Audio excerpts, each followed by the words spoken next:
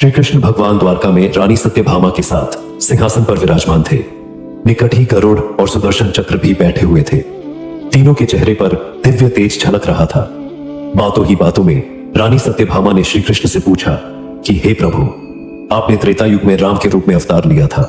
सीता आपकी पत्नी थी, क्या वे मुझसे भी ज्यादा सुंदर थी? द्वारकाधीश समझ गए कि सत्यभामा को अपने रूप का अभिमान हो गया है। तभी गरुड़ ने कहा कि भगवान, क्या दुनिया में मुझसे भी ज्यादा तेज गति से कोई उड़ सकता है? इधर सुदर्शन चक्र से भी रहा नहीं गया और वे भी कह उठे कि भगवान, मैंने बड़े बड़े युद्धों में आपको विजयश्री दिलवाई है, क्या संसार में मुझसे भी शक्तिशाली कोई है? भगवान मन ही मन मुस्कुरा रहे थे। वे जान रहे थे कि उनके इन तीनों भक्तों को अहंकार हो गया है और इनका अहंकार नष्ट करने का समय आ गया है। ऐसा सोचकर उन्होंने गरुड़ से कहा कि हे गरुड़, तुम हनुमान के पास जाओ और कहना कि भगवान राम माता सीता के साथ उनकी प्रतीक्षा कर रहे हैं। गरुड़ भगवान की आज्ञा लेकर हनुमान को लाने चले गए। इधर श्री कृष्ण ने सत्यभामा से कहा कि देवी, आप सीता के रूप में तैयार हो जाएं, और स्वयं द्वारकाधीश ने राम का रूप धारण कर लिया।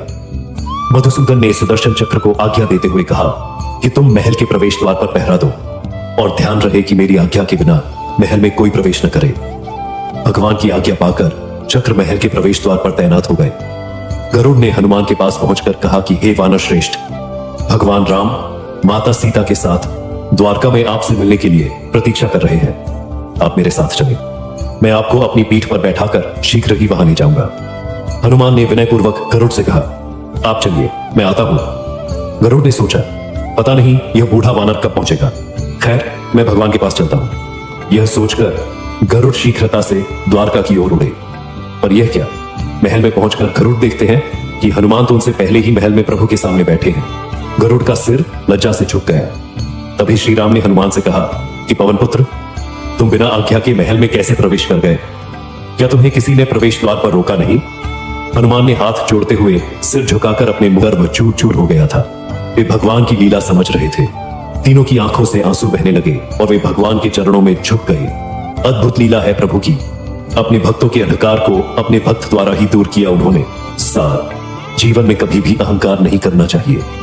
जरूरी नहीं है कि आज जो आपके पास है वह कल भी होगा। अपने अंदर जरा सा भी अगर अहंकार आने लगे तो स्वयं ठाकुर जी हमसे दूर हो जाते हैं। ठाकुर जी को निस्वार्थ भक्तों की ही जरूरत है, अहंकारी की नहीं।